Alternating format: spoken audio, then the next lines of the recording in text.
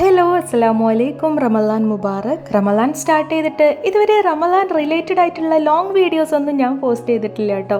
എൻ്റെ മടിയെന്നൊന്നും പറയാൻ പറ്റത്തില്ല, നമ്മുടെ ഹെൽത്ത് കണ്ടീഷൻ കാരണം അതെല്ലാം മിനി വ്ളോഗിൽ ഒതുക്കലാണ് പതിവ്. ഡെലിവറി ഡേറ്റ് അടുത്ത് നിൽക്കുന്ന ഈ ഒരു ടൈമിൽ ഡെയിലി ലോങ് വീഡിയോ പോസ്റ്റ് ചെയ്യുക എന്ന് പറയുമ്പോൾ എന്നെ സംബന്ധിച്ച് അതൊരു പോസിബിൾ ആയിട്ടുള്ള കാര്യമല്ല കേട്ടോ. എന്നാലും നമ്മുടെ ചാനൽ ഹിസ്റ്ററിയിൽ ഇരിക്കട്ടെ ഒരെണ്ണെന്ന് കരുതിയിട്ട് ഇന്നിതാ ഒരു ലോങ് വീഡിയോ ആയിട്ടാണ് ഞാൻ വന്നിട്ടുള്ളത്. നമ്മുടെ വീഡിയോസും കാര്യങ്ങളൊക്കെ കാണാൻ ഇൻട്രസ്റ്റ് ഉള്ളവരാണെന്നുണ്ടെങ്കിൽ ജസ്റ്റ് ഒന്ന് ചാനൽ സബ്സ്ക്രൈബ് ചെയ്യാം കേട്ടോ. So let's go to the video.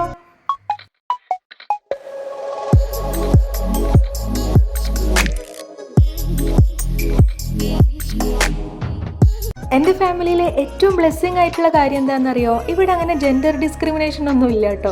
നമ്മളെല്ലാവരും എല്ലാം ചെയ്യും. അതിങ്ങനെ ആണെന്ന് പെണ്ണെന്ന് പറഞ്ഞിട്ട് അങ്ങനത്തെ സംഭവങ്ങളൊന്നുമില്ല. ചുരുക്കി പറയുകയാണെന്നുണ്ടെങ്കിൽ നമ്മളിപ്പോൾ അതാ ഓരോരുത്തരും ഓരോ പണിയിൽ ഏർപ്പെട്ടിരിക്കുവാണ്. നോമ്പറക്കാനുള്ള ഇന്നത്തെ നമ്മുടെ സ്പെഷ്യൽ വന്നിട്ട് ഇതാ ബീഫ് ബിരിയാണിയാണ് ഉണ്ടാക്കുന്നത്. ചിക്കൻ ഫ്രൈയും ഉണ്ട്, പിന്നെ കുറച്ച് പൊറാട്ടയും ചിക്കൻ കറി അങ്ങനെ വേറെ സംഭവങ്ങളും ഉണ്ട്. അപ്പോൾ അനിയത്തി ബീഫ് ബിരിയാണിക്കുള്ള എല്ലാ സംഭവങ്ങളും സെറ്റ് ചെയ്ത് തന്നിട്ടുണ്ട്. കൂടെ ഇന്ന് അവളുടെ സ്പെഷ്യൽ വന്നിട്ട് കട്ട്ലേറ്റ് ചിക്കൻ റോളൊക്കെയാണ്. അപ്പോൾ അതിനുള്ള സംഭവങ്ങളും കൂടെ കൂട്ടത്തിൽ അങ്ങ് റെഡിയാക്കി എടുത്തു. പിന്നെ അതാ ഞാനിവിടെ ചിക്കനും ബീഫൊക്കെ ഒന്ന് കഴുകിയെടുക്കുന്ന പരിപാടിയിലാണ് കേട്ടോ.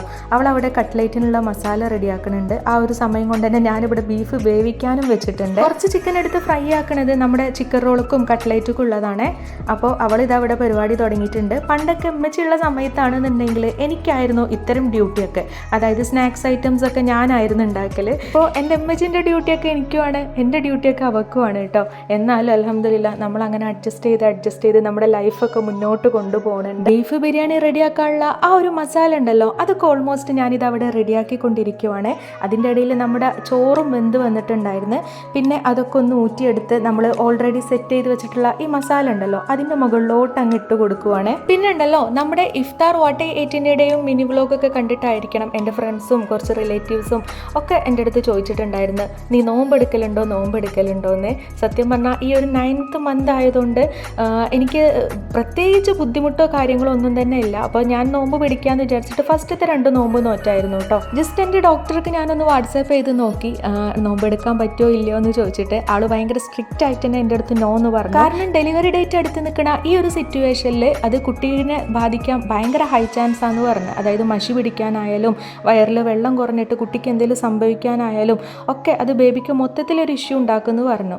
സോ നമ്മൾ അതൊക്കെ മാനിച്ചിട്ട് ഞാൻ തൽക്കാലം ഇപ്പോൾ നോമ്പൊന്നും എടുക്കണില്ല. കാരണം ആയുസ്സും ആരോഗ്യമൊക്കെ ഉണ്ടെന്നുണ്ടെങ്കിൽ ഇൻഷാ അല്ലാ നമുക്കതൊക്കെ ഇനിയും ആവാമല്ലോ അല്ലേ. അപ്പോൾ നമ്മുടെ കാര്യങ്ങൾ അറിയാൻ ഇൻട്രസ്റ്റ് ഉള്ളവർക്ക് വേണ്ടിയിട്ടാണ് ഞാൻ ഈ ഒരു കാര്യം നിങ്ങളായിട്ട് ഷെയർ ചെയ്തത് കേട്ടോ.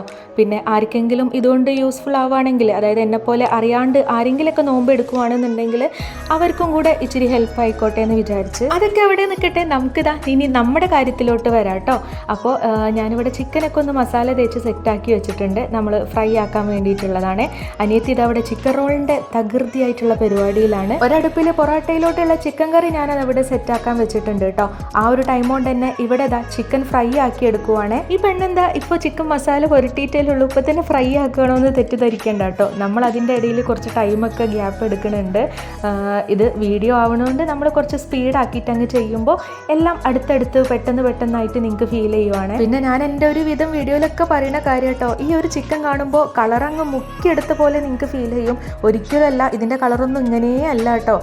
ഇത് വന്നിട്ട് എൻ്റെ ക്യാമറേൻ്റെ ഫിൽറ്ററാണ് ഗൈസ്. ആ ഒരു ഫിൽറ്റർ കാരനാണ് ഇതൊക്കെ ഇത്രയും റെഡിഷ് ആയിട്ട് ഫീൽ ചെയ്യണത്. അനിയനിതാ പണിയൊക്കെ കഴിഞ്ഞ് വന്നപ്പോൾ നല്ല കുട്ടപ്പം പപ്പായം കൊണ്ടാണ് വന്നിട്ടുള്ളത്.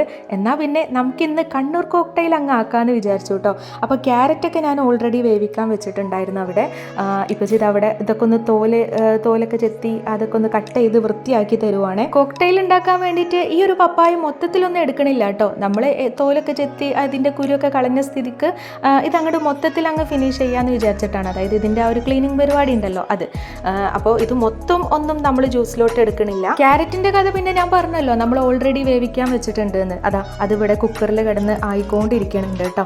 ഇനി എൻ്റെ അടുത്ത പരിപാടി എന്ന് പറഞ്ഞാൽ അവൾ കട്ട്ലേറ്റും കാര്യങ്ങളൊക്കെ ഓൾറെഡി സെറ്റ് ചെയ്ത് തന്നിട്ടുണ്ടായിരുന്നു. പിന്നെ ഞാൻ അതൊക്കെ ഒന്ന് പൊരിച്ചെടുക്കുവാണ്. നമ്മൾ നേരത്തെ ചിക്കൻ പൊരിച്ചിട്ടുള്ള ആ ഒരു സെയിം ഓയിൽ ഉണ്ടല്ലോ അതിൽ തന്നെയാണ് ഞാനിതെല്ലാം ഫ്രൈ ചെയ്തെടുക്കുന്നത്. ആദ്യം ചിക്കൻ ഫ്രൈ ചെയ്തെടുത്തു. പിന്നെ അതാ നമ്മുടെ കട്ട്ലേറ്റ് അത് കഴിഞ്ഞതിന് ശേഷം നമ്മൾ നമ്മുടെ ചിക്കൻ റോളിലോട്ടും കൂടെ കടന്നിട്ടുണ്ട്. അതും കൂടെ അതിലിട്ടങ്ങ് ഫ്രൈ ആക്കാമെന്ന് വിചാരിച്ച്.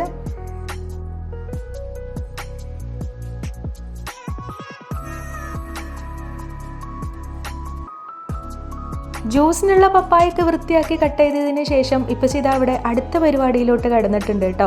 അതായത് ബാക്കി നമുക്ക് നോമ്പറക്കാൻ നേരത്തുള്ള ബാക്കി ഫ്രൂട്ട്സും കാര്യങ്ങളൊക്കെ കട്ട് ചെയ്ത് തരുവാണ്. പൈനാപ്പിൾ ഉണ്ട്, അതേപോലെ തന്നെ വത്തക്കയൊക്കെ ഉണ്ടായിരുന്നു. അപ്പോൾ അതൊക്കെ ഒന്ന് കട്ട് ചെയ്ത് വൃത്തിയാക്കി തരുവാണ് കേട്ടോ. ക്യാരറ്റൊക്കെ വന്ന സ്ഥിതിക്ക് ഇനി ഞാനതങ്ങ് ജ്യൂസ് അടിക്കാമെന്ന് വിചാരിച്ച് അപ്പോൾ നമ്മുടെ ക്യാരറ്റും അതേപോലെ തന്നെ പപ്പായയും പിന്നെ കട്ടപ്പാലും ഒക്കെ യൂസ് ചെയ്തിട്ട് നമ്മളിതാ നമ്മുടെ കണ്ണൂർ കോക്ടെയിൽ റെഡിയാക്കാൻ പോവുകയാണ്. ഇത് വന്നിട്ട് നമ്മുടെ ഷെയ്ക്കിൻ്റെ പരുവത്തിലുണ്ടല്ലോ, അതായത് ഭയങ്കര തിക്കായിട്ടാണ് റെഡിയാക്കേണ്ടത്. അപ്പോഴാണ് അതിൻ്റെ ആ ഒരു കറക്റ്റ് ടേസ്റ്റ് നമുക്ക് കിട്ടത്തുള്ളേ. ബട്ട് നോമ്പ് തുറക്കുന്ന സമയത്ത് നമുക്കത് അത്ര വലിയ നല്ല കാര്യമല്ല. അപ്പോൾ നമ്മൾ ലൂസാക്കിയിട്ട് തന്നെ റെഡിയാക്കി എടുക്കണത്. പിന്നെ ഇച്ചിരി ലൈമും കൂടെ ഉണ്ടാക്കിയെടുത്തു കേട്ടോ. ബാങ്കൊക്കെ കൊടുക്കാനായപ്പോഴേക്ക് നമ്മളെല്ലാം കൊടുന്ന് വെച്ചിട്ടുണ്ട്. അങ്ങനെ ബാങ്കൊക്കെ കൊടുത്തു, നോമ്പൊക്കെ തുറന്നു. ഇന്ന് നോമ്പ് തുറക്കാനായിട്ട് എൻ്റെ ഹസ്ബൻഡും കൂടെ വരുന്നുണ്ട്. അപ്പോൾ നമ്മളെല്ലാവരും കൂടെ ഒന്നിച്ച് സന്തോഷത്തോട് കൂടിയിട്ടാണ് നോമ്പൊക്കെ തുറന്നത്. അങ്ങനെ ഈ ഫ്രൂട്ട്സ് കാര്യങ്ങൾ ജ്യൂസ് അതൊക്കെ കഴിച്ചതിന് ശേഷമാണ്, നിസ്കാരമൊക്കെ കഴിഞ്ഞതിന് ശേഷമാണ് നമ്മൾ ഫുഡിലോട്ട് പോയത് കേട്ടോ. അപ്പോൾ നമ്മൾ ഓൾറെഡി സെറ്റ് ചെയ്ത് വെച്ചിട്ടുള്ള ഈ ബിരിയാണി ഉണ്ടല്ലോ, ഇതൊക്കെ ഒന്ന് മിക്സ് ആക്കി എടുക്കുവാണ്. അപ്പോൾ ഇത്രയൊക്കെയുള്ളൂ നമ്മുടെ ഇന്നത്തെ വിശേഷങ്ങൾ എന്ന് പറയുന്നത്. ഇത് വന്നിട്ട് എനിക്ക് തോന്നുന്നത് നമ്മുടെ 4ാം നോമ്പിന് ചെയ്ത് വെച്ചിട്ടുള്ള ഒരു വീഡിയോ ആണ് കേട്ടോ. ഇതിൻ്റെ മിനി വ്ളോഗൊക്കെ ഓൾറെഡി പോസ്റ്റ് ചെയ്തതാണ്.